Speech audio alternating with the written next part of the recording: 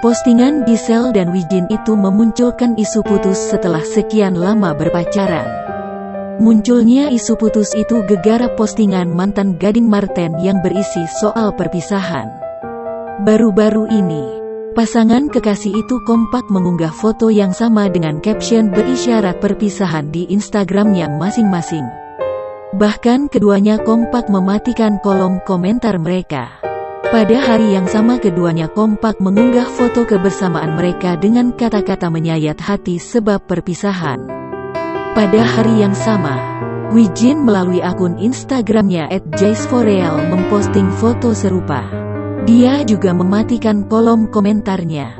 Melihat itu, sebagian besar netizen berasumsi bahwa kata-kata yang bernada perpisahan itu seperti memberikan sinyal atau isyarat perpisahan di antara keduanya.